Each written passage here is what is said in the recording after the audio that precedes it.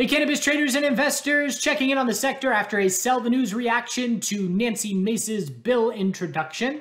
We're going to look at where we stand here, what we're looking at for the next trade opportunities, and I'll go over a bit of how I traded today at the end.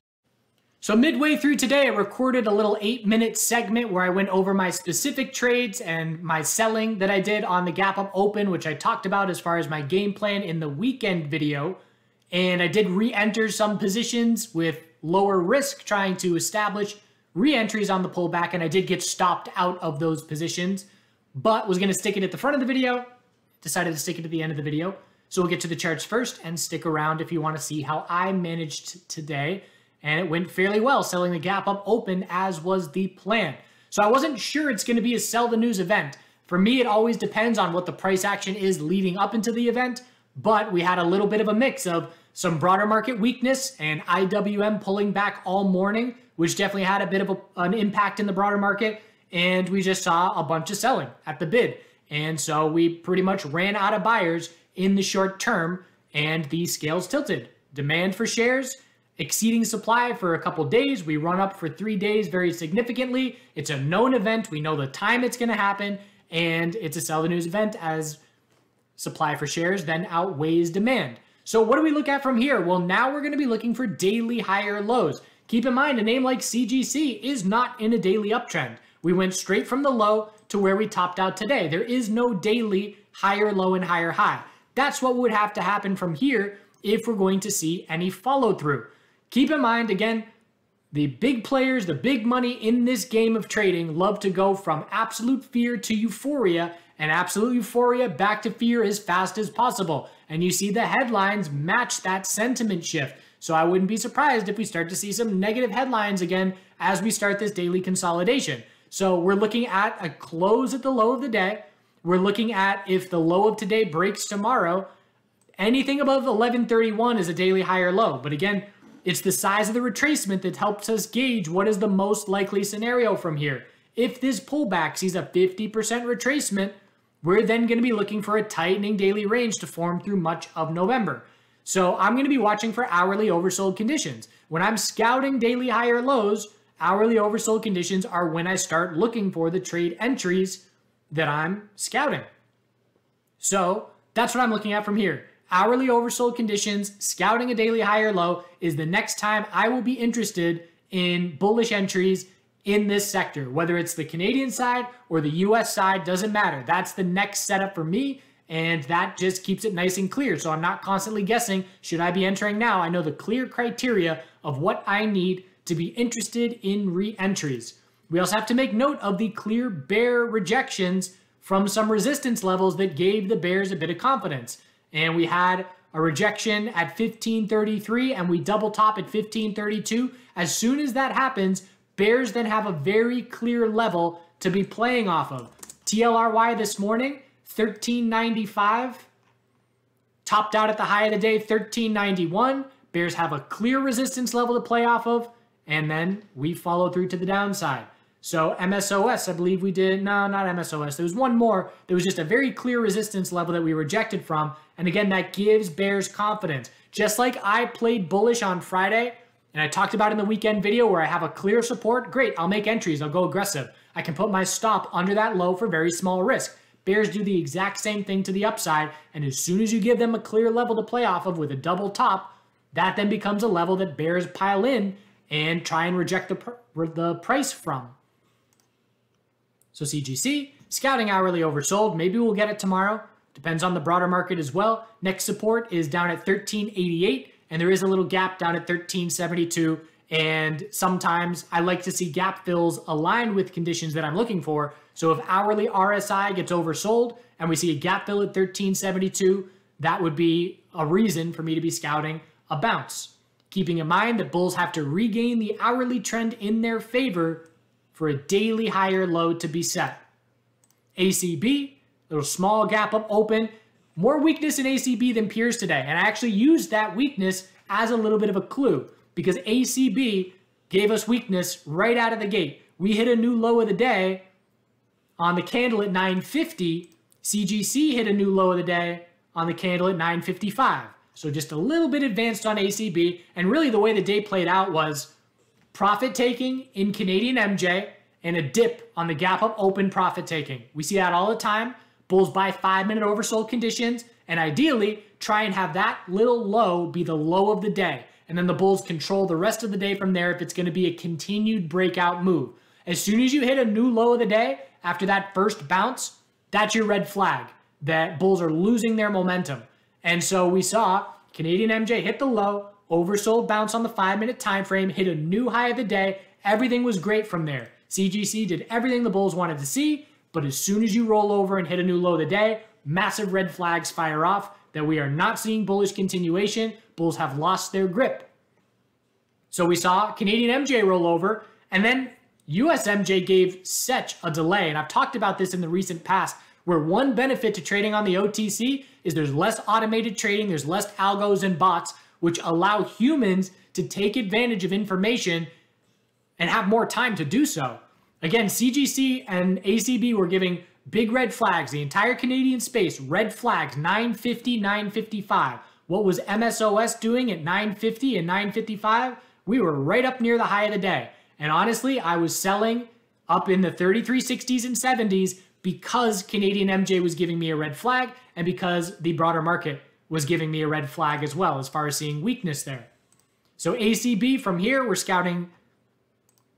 Just saw that candle. Doesn't look legit with no real volume behind it. So scouting a daily higher low on ACB. So again, if the low of today breaks tomorrow, daily consolidation underway. Anything above 643 is a higher low. There's a gap at 766 to keep an eye on. And we watch for hourly oversold conditions if the weakness continues. Bulls must regain the hourly trend in their favor for a daily higher low to form. TLRY, same deal. If the low of today breaks tomorrow, we scout a daily higher low, anything above 1140. We'll watch for hourly oversold conditions. The bulls need to regain the hourly trend in their favor for a daily higher low to shape up. One other thing that I talked about in the weekend video, we are going to have to change weekly trends, which means we are going to have to see weekly consolidation. It's inevitable. If we're changing longer term trends, we change the daily trend, then we eventually have to change the weekly trend, then we eventually have to change the monthly trend. It's a long, slow process.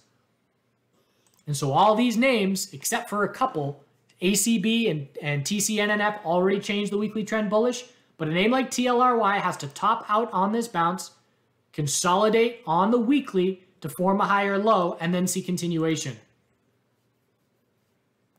Cron. Tightening daily range. We got our low, high of the breakout, higher low, and now we're watching for a potential lower high. Earnings reaction coming up. If it's a bearish reaction to earnings, we're looking at 543 and 511 support. If it's a bullish reaction to earnings, 644 and 679. But we are range bound in an equilibrium, which is the most likely pattern after massive volatility. OGI was a great laggard today, but rejected right from resistance and just bad timing with the sector seeing weakness.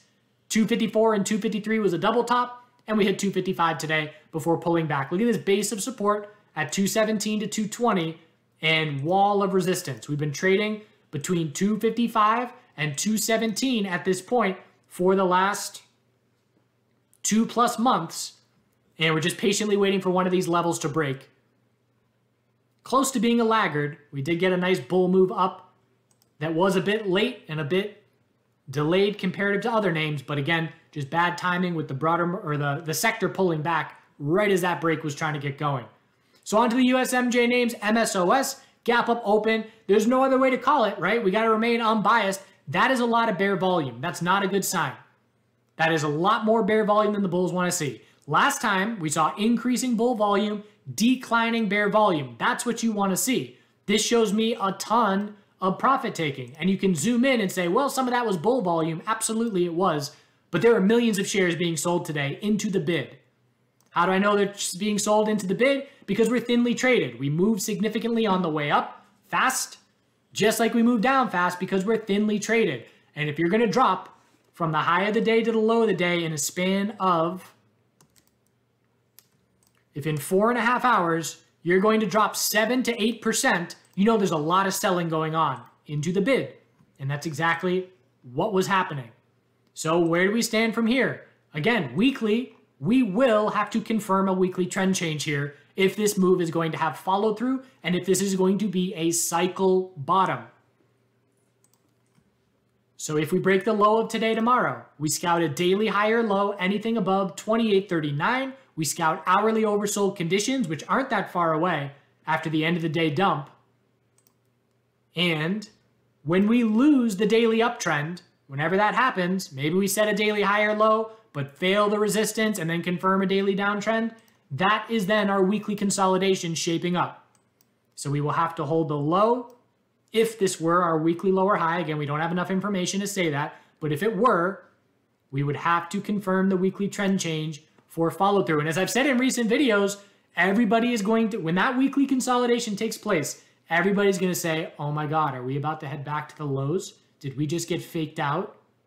And there's going to be fear entering the space again. And everybody's going to tense up and clench up. We're not there yet, but we are watching for the inevitable weekly consolidation that will take place eventually. Daily uptrends are our guides from here. GTPIF, massive bearish engulfing candle.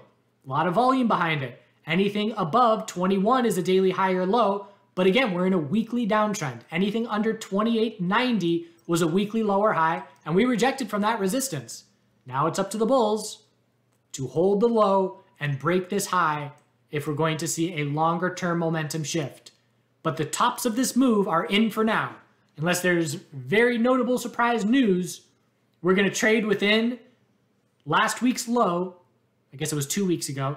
2 weeks ago's low and today's high, probably going to chop around in there for a good bit of November. In the absence of any news, that's what I'm anticipating is going to take place. TCNNF earnings reaction, great bullish reaction, gave it all back. Anything above 27.18 is a daily high or low. We are in a weekly uptrend, so let's zoom out to the longer term time frame. We need a monthly trend change eventually as well. The result of this bounce, again, I talked about it in the weekend video, we are looking for a monthly lower high to be the result of this bounce. The question that I have on all these other names, can they change the weekly trend bullish to see monthly bounce follow through before the monthly lower high is set? Because again, retracement sizes, if that's it for our bounce, we can definitely drop down to a lower low. If we see a 50% bounce retracement, we look for the tightening range to then be the most likely scenario. Have a game plan for all scenarios. What if the broader market pulls back into 8% consolidation over the next month? That's going to negatively weigh on this sector notably. Again, have to have game plans for everything. Ideal scenario game plans, worst case scenario game plans. CURLF, gap up open, significant profit taking. We did break resistance, but we're not in a daily uptrend. To be in a daily uptrend, we have to set a clear higher low and higher high, which we have not done yet. There's lots of space for hourly lower highs to be the result of these next bounces. For Cureleaf, anything under 1137 is an hourly lower high. Bears are going to be waiting for these hourly lower highs next time we bounce. Again, CGC, same thing. Next time CGC bounces, bears are watching for an hourly lower high entry. If I'm looking to hedge, I can be looking for an hourly lower high entry. CRLBF, big pullback. Anything above 840 is a daily high or low. Weekly trend change will be needed once we top out. Daily uptrend is our guide from here in the short term. And a shout out to IIPR, teacher's pet of a chart. Can't be better. All-time high today. Daily uptrend extremely clear and strong.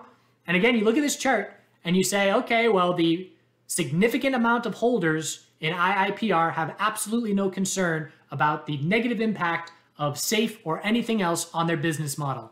If they did, we wouldn't be in as strong a possible uptrend as you can be in.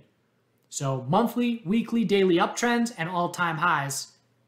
And anything above 270.56 will keep those bulls in control. But again, this is your strongest chart in the US MJ space. No one's even close. No one's even in the conversation. All right.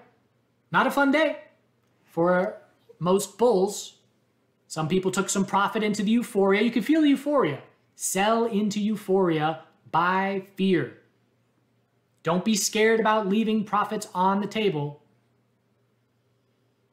but you'll learn in terms of this cycle. These cycles psychologically happen in trading time and time and time again. And the more time you put in, the more you experience it, and the more you get comfortable and say, okay, I remember this from last time. And now we're going to be watching for daily higher lows. We'll see if bulls can maintain daily uptrends. I'm only down to core positions in some USMJ. And I'll keep you posted on any game plans. So if we just see a little red day tomorrow and nothing notable happens, probably won't do a video tomorrow. But scouting daily higher lows, and my aggressive meter is turned off. I'm no longer aggressive in this sector. Got the money, got out, and now patiently waiting. And that is my mindset in my pocket versus what's it going to be in 5 years. I don't care. In my pocket. All right. Do good things, and we will see you soon. So going to start off the video today giving a bit of a trade review, and right now it's middle of the day, 11:35 a.m. Eastern, and after this we'll go over the regular charts and technical analysis at the end of the day, fast forward to the future. But again, I just want to give you the insight about how I trade this sector as you're watching my technical analysis and watching my mindset, because people keep sending me stuff about companies' fundamentals or saying, hey, we should be focusing on US, not these Canadian MJ names. And again, I just cannot stress enough how much I don't care. The only thing I care about is money in my pocket. That's why I'm clicking these buttons. That's why I'm playing this game. I want money in my pocket from trading. So I'm short-term mindset, and I don't care who gives me the money in the pocket. If it comes from CGC short-term or it comes from True I don't care. So that is what my focus is. And in the video over the weekend, I talked about how I was very aggressively swinging a lot of positions, anticipating a gap up open, and I would be looking to take profit on Canadian MJ names on the gap up open, because it's a very common pattern where you gap up, you see profit taking, that profit taking leads to 5-minute oversold conditions, and then if the market remains strong, that marks the low of the day. And we then go up and hit a new high of the day, and then continue running from there. So that's what I'm watching for first thing. I'm locking in profit. Pre-market, I exit half of my CGC, ACB, TLRY, and then I wait for the bell to ring, and then I exit the other half once I start to see signs of weakness. So I'll show you exactly what my mindset is and how I approach the trading day. I know IWM has multiple daily inside bars that are breaking bull on a gap up open, but I'm also very aware the first 20 minutes of trading, IWM is dropping, and it's doing nothing but going down. That's not an ideal broader market environment. The broader market consolidated through the morning, and that just sucks a little bit of momentum away from the sector. The sector can keep going up regardless of that, but again, it's just a little bit of a headwind that I'm definitely aware of. So I copied some of my orders down here. So ACB exited half at 881 pre-market. CGC, the bell ring, and these are regular trading hours positions, sold half at 1556, tried to let half run. We ran up to 1596, and things were looking good because we dipped first thing. And we dipped to 5-minute oversold conditions. And we hit 5-minute oversold right here, bounced up to the high of the day, and things looked good. So I left half of my position to ride and hopefully see bigger gains. I did attempt a bullish oversold bounce play first thing and entered maybe at 1530. The low of the day at that point was 1529. I put my stop a little bit under 1529, and I did get stopped out there for a very small loss, trying to go back to aggressive to buy that dip. So tiny little stop out on that position, still in half of my swing, sold half on the way up, 1556, high of the day hit, and then as soon as we start pulling back here, I'm saying, uh-oh, this is a red flag. We're pulling back too much. We're going back to the low of the day. ACB at this point was already at the low of the day, giving me a red flag. The broader market was giving me a red flag. So I exited the second half, or a quarter of my position, and the remainder of my CGC at 1538. So average exit for regular trading hours was 1540s.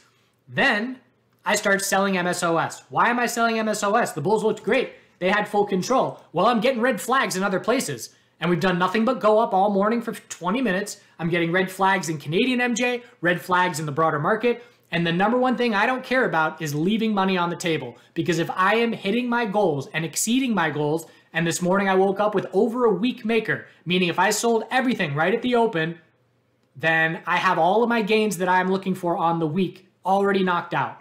So I am in profit-taking mode when that's the scenario. And if I'm wrong, I'm leaving money on the table because I'm selling too soon. I don't want to be leaving money on the table and selling lower in this kind of scenario.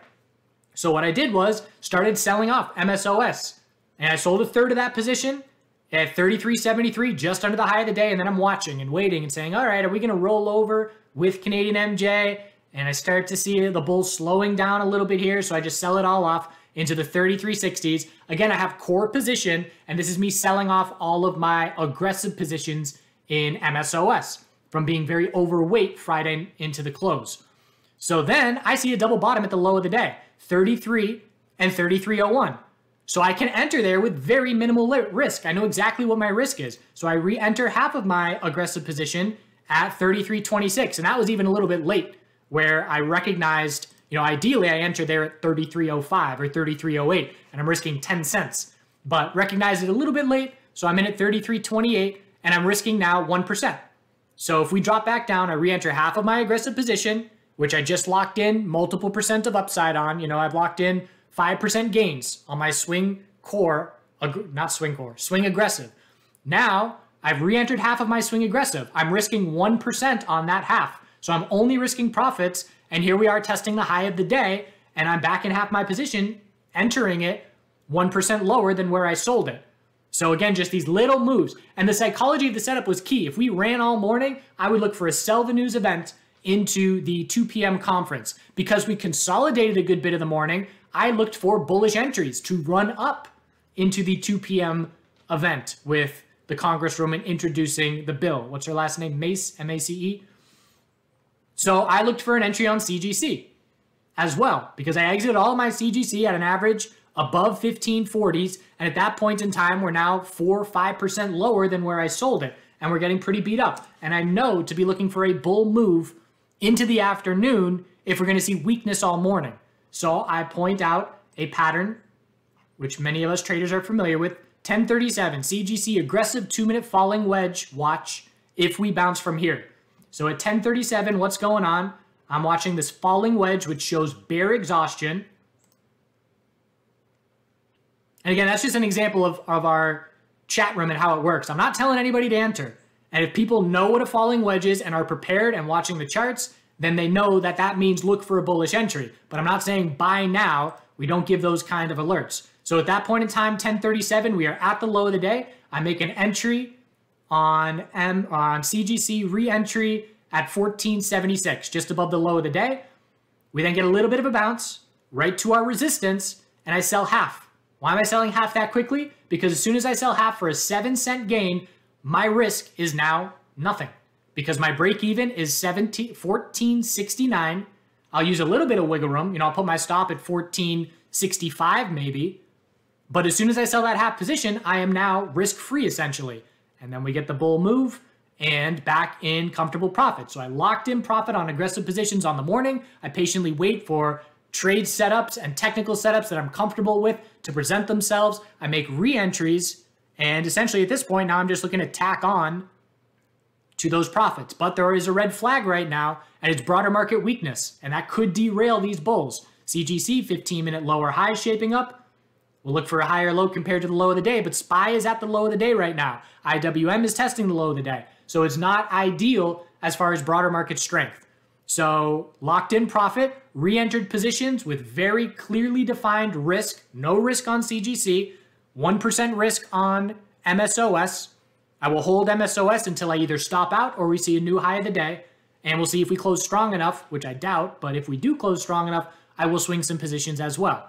So that is how I am trading this space. Very short-term, aggressive mindset, always wanting clearly defined risk and reward for any trades that I'm entering and not caring where those profits come from. This is SPY rolling over.